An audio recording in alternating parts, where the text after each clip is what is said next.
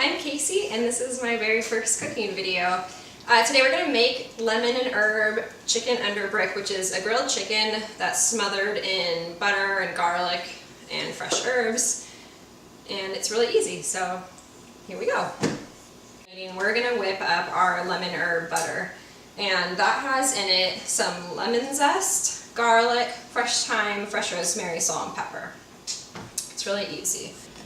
So we have our half stick of butter that's been mostly melted, and we're really quickly going to zest a lemon using our microplane, which is a fantastic kitchen tool. I learned to cook when Kyle and I were living in Los Angeles, and I must have been 20, 21. And I would nanny during the days, and while I was babysitting I would watch the Food Network. Then on the way home I would stop at the store and get the ingredients to cook something new, and it really just gave me such a sense of self to be able to prepare food for my boyfriend and I, and to create something, and it just started to become a creative outlet for me, and it's just grown from there. So now that we have our lemon zest and butter mixture, we're going to add our fresh herbs. So we're going to start with about a tablespoon of minced fresh rosemary that's just been stripped off of the stem. Let's give that a quick fine mince. It smells so good. Okay. We'll add that, and then we're going to add about a tablespoon of freshly minced thyme. So we'll just start by stripping this off of the little stems. And these measurements with the herbs don't have to be perfect, whatever you have on hand. Great, so now we have our thyme all stripped, and we'll just give that a quick mince as well. There we go. That will get added right to the butter mixture. All that's left is adding a couple cloves of minced garlic. So we'll just pop those off, give them a quick whack with the flat part of your knife, which breaks the skin open and makes them really easy to peel.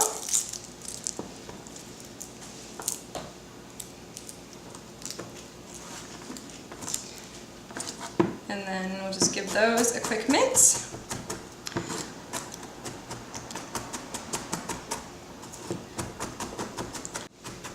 Okay, our garlic is really well minced, so we're just going to add that here to our melted butter. And finally, just about half a teaspoon of freshly ground black pepper. And if there's any tool you need to have in your kitchen, it's a fresh pepper grinder. It makes all the difference in your cooking. And about half a teaspoon of salt. So now we have all of our fresh herbs and lemon zest and salt and pepper in with our melted butter. We'll just give it a quick stir and set it aside until we need it later. So now we're gonna make a little marinade that the chicken's gonna sit in for about 4 hours until we're ready to grill it. So to do that, we're gonna use that lemon that we zested before. And we're actually going to use 3 whole lemons. Great. I'm going to juice them here. So I like to just use a fork and put it in, and it helps just kind of squeeze the juice out. This is a very seedy lemon. That's okay, because it's just going to act as a marinade, so you don't need to worry about getting the seeds out. Now to this, we're going to add about half a teaspoon freshly ground black pepper. That should be good. And about half a teaspoon of salt.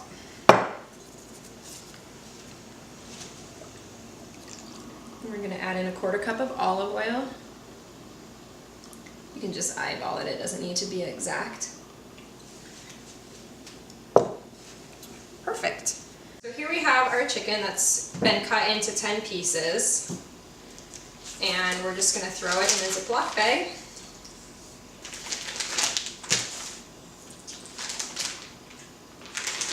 Just toss them in there. Like so.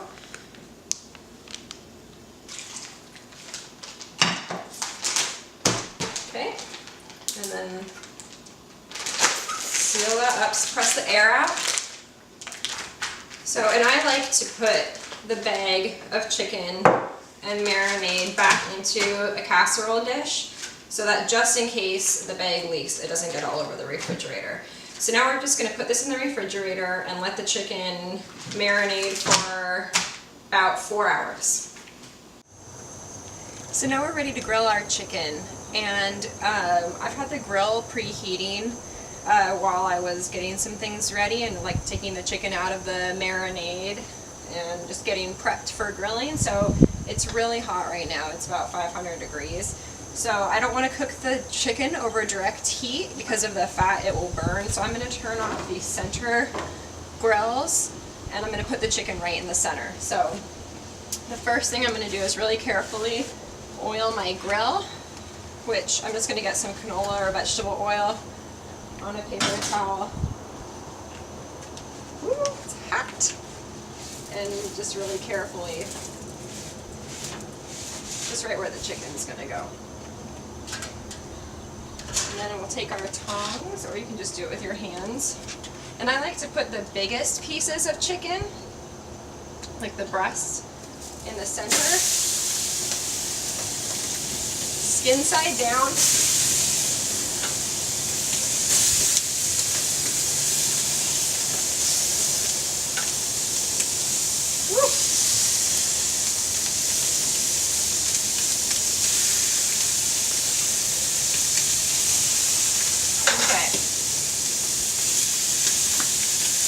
And then our skillet is going to go right on top.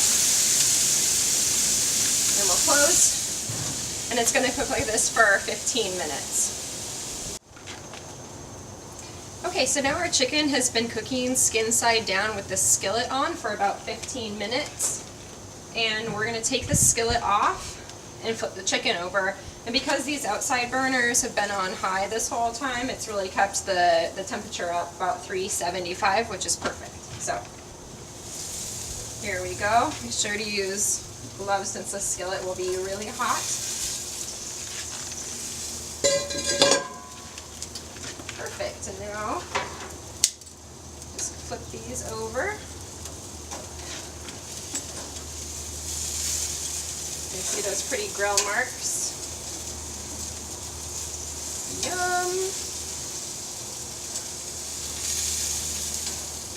Great.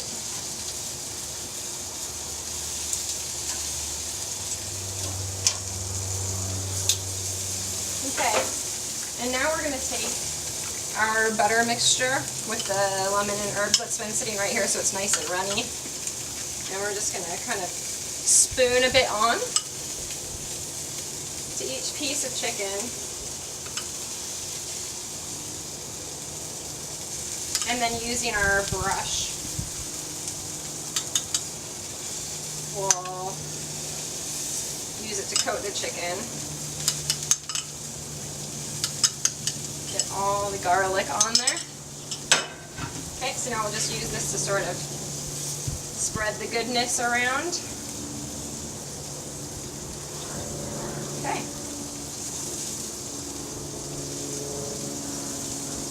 And then we're going to close this, and it's going to cook for another 20 to 25 minutes. So while our chicken is grilling, we're going to really quickly whip up a basic, simple Caesar salad dressing. We're going to start with some lemon juice here. And this is one of the easiest and best salad dressings ever. My mom and a friend were at a restaurant and had this grilled kale Caesar salad, and the chef was kind enough to give them the recipe. And since then, it's been sort of adapted, but my mom and my sister and I all make it because it's the best salad dressing ever. So again, I like to use a fork just to help get some of the juice out. There's just one little seed in here. Okay.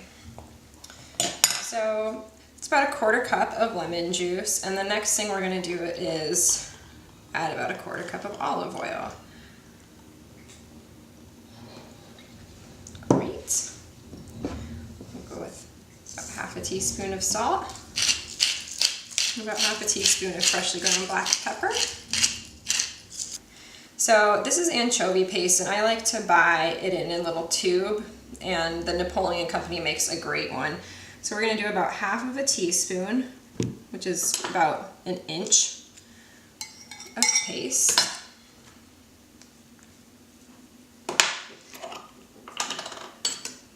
Next, we're going to do a tablespoon of Dijon, and then we're going to quickly mince up a clove of garlic.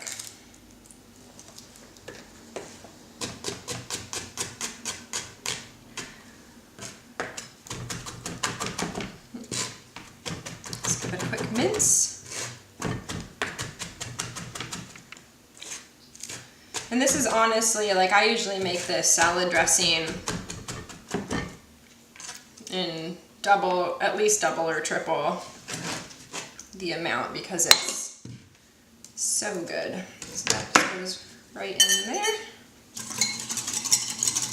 Just whisk it up, get it kind of emulsified.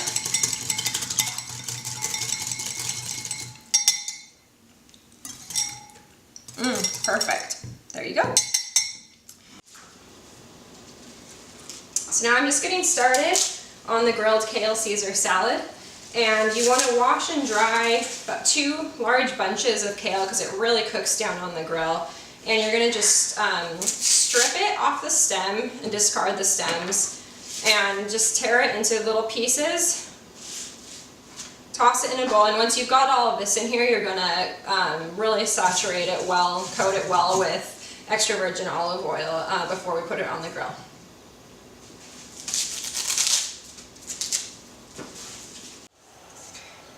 Now that our kale's all torn up, we're just going to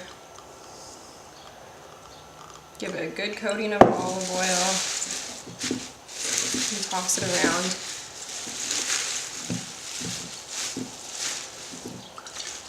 And just keep that going.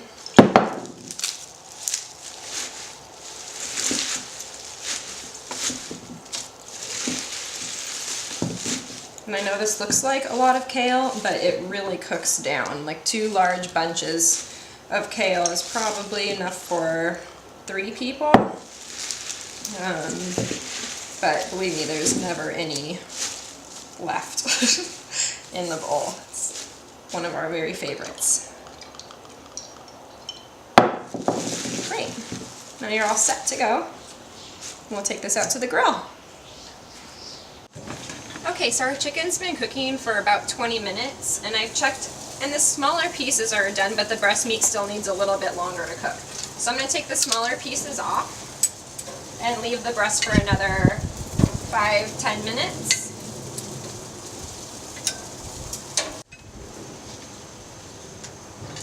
Let's give that a couple more minutes. So I've just checked our chicken breasts, and they're ready to come off the grill.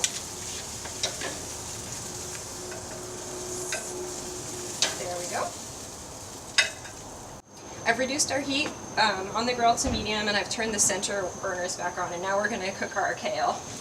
You just kind of dump it on. Use the tongs to spread it out and toss it around until it starts to crisp up and brown and wilt. Okay, so our kale's been grilling now for about 5 minutes, and it's starting to crisp up on the edges, so we'll start pulling it off. Now you need a much smaller bowl because it's reduced in size so much while it's been grilling.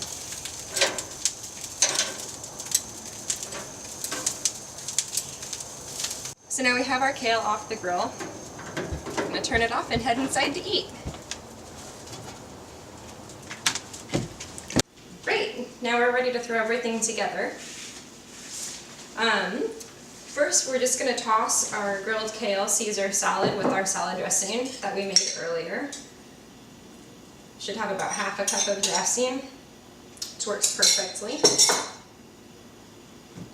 And we're going to grate some Parmesan. Perfect. Just give that a quick toss. Make sure all of the kale gets coated with the dressing. Ooh, yum, it smells so smoky and delicious. Perfect. And now we have our chicken. Let's go for a thigh. Okay, let's try it. Oh my gosh, the chicken is so good with the lemon zest, and it's really garlicky. And even though I make the grilled kale Caesar salad all the time, I should probably try it. This is one of my very favorite kinds of meals to make. It's easy, it's satisfying, it's flavorful, and it can feed, 4 to 6 people, so it's great for entertaining.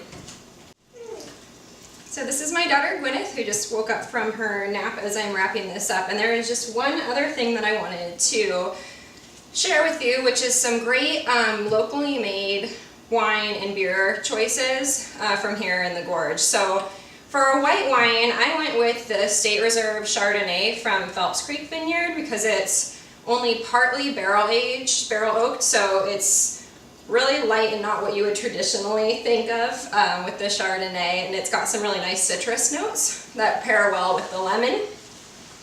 And then here I have the Natal Dolcetto from Marchese Vineyards, which I love. It's just a great basic red. It's got lots of like plum and berry flavor, so it's just really great served with anything and is a total crowd pleaser. And then this is the Double Mountain Vaporizer, which is a dry hop pale ale, and if you love IPAs or pales, this is a great marriage of sort of the two styles. So it's got some great citrus flavor from the dry hops, and these would all pair great with this.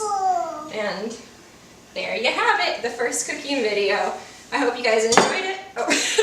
Thank you so much for watching my cooking video. I hope to make it a regular feature on the blogs. You can find me at gorgeinthegorge.com and a collectionofpassions.com. See you next time.